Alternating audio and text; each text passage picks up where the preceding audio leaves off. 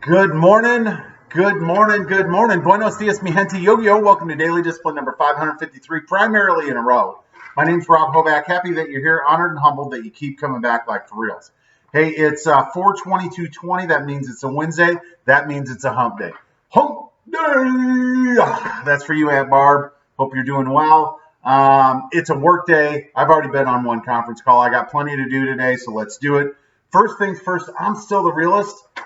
I'm also dominant. Yeah. Have you ever taken a DISC personality profile? Like mine looks like a Z put on its side. And what DISC stands for is dominance, influence, steady relator, cautious thinker. And so, like my dominance is high, my influence is actually too high, meaning that oftentimes people don't know whether I'm telling them the truth or whether I'm trying to sell them something, right? And you combine that with my direct nature. A lot of times people are like, what? Is that guy serious? Like, yeah, I'm totally serious. And then you take steady relator, cautious thinker. Again, if you know me, you know that's why I find myself in hot water sometimes. It's because I'm like, yeah, whatever. What's the worst thing that could happen? So just managing all that. The point of bringing it up is that while I have the ability to be dominant, I would prefer not to. I would prefer that the other person in my relationship, whether that's my kids, whether it's coworker, client, prospect, whatever, whoever it is, I would prefer that they just do the right thing instead of me having to force the issue. It goes back to what we were talking about yesterday, right? That when you find yourself talking to people like, hey, can you please stop doing that? And you try to find a peaceful resolution, and then it's like, what do you do then? Which leads us to our real talk is find a peaceful resolution if possible. Yeah, sometimes we have to be a Dusty, right? It's unfortunate that that's the only way certain people will react is that you have to be a Dusty. You have to lay the law down on them and be very, very forceful.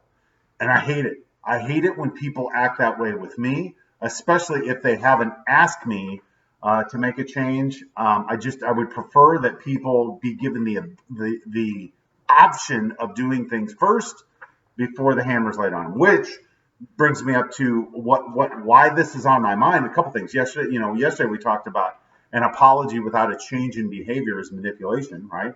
And so again, in interpersonal, conversations you have with somebody else, conversations I have with somebody else, I would prefer that I be able to bring something to them and they make the changes without me having to force the issue. But unfortunately, that's not the way that it works.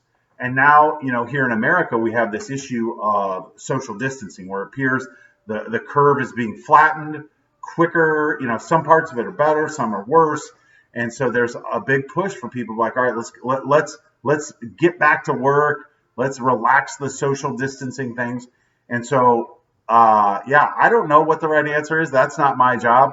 I just look at it from a distance, like, wow, it just feels like we should probably stay in. We should listen to the doctors here. But what's going to happen is one side or the other is going to force the issue and they're going to react without a peaceful resolution. So my plea to everybody is find a peaceful resolution, right? Like even if we have to do this for another month, it's another month, right? And think of how many people it's another month, right? Try to find a peaceful resolution. All right, moving on to my thank yous. Number one, God is good. He's been good to us in the good times and the bad. I'm thankful for my employment. I forgot to mention this earlier this week because usually it's on my mind right after, the weekly unemployment stats. But there's a lot of people that are out of work right now. A lot, right? A lot of people that never thought they would find themselves in that situation. And so I pray for those people. I hope you do too. And I'm thankful that I work for a company that is an essential business and that while, there have been changes, right? It's not exactly like it was before we went into it. There's some pain there, but at least I'm still working. I'm very, very thankful for that.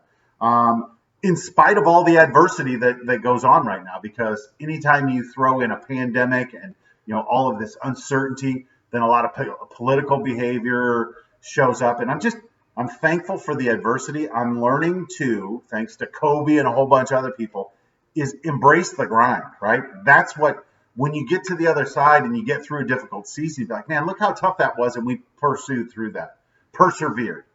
I'm thankful for the adversity. You should be too. Let's talk about something a little bit lighter, right? Thankful for TB12 in Tampa Bay. So here's another equation for you. TB12 plus Tampa Bay Buccaneers plus Gronk equals 7? Question mark. So for those of you who aren't football fans, yesterday it came out that the Tampa Bay Buccaneers had worked out a trade with the New England Patriots for Rob Gronkowski to come out of retirement and come back and play. Now, last year it was like, oh, Gronk's coming back. He can't stay out, blah, blah, blah. He's been out for a year and a half. You know he loved playing with TB12. Probably wasn't a big fan of the regime up there in New England. And so he's like, look, I made my money. I don't need to put up with this stuff anymore. I only want to play football if it's fun. And now Tom Brady's down there in Tampa Bay with Bruce Arians, and Gronk's like, I'm in. Keep an eye on that one. That's exciting. And so, yeah, with that, I'm done for the day. We got a big day today. It looks like we got a couple Zoom meetings for the kids where they get to see their teammates or their classmates. That'll be fun. I got a lot to do, too. I hope you do as well. So with that, I'm done for the day.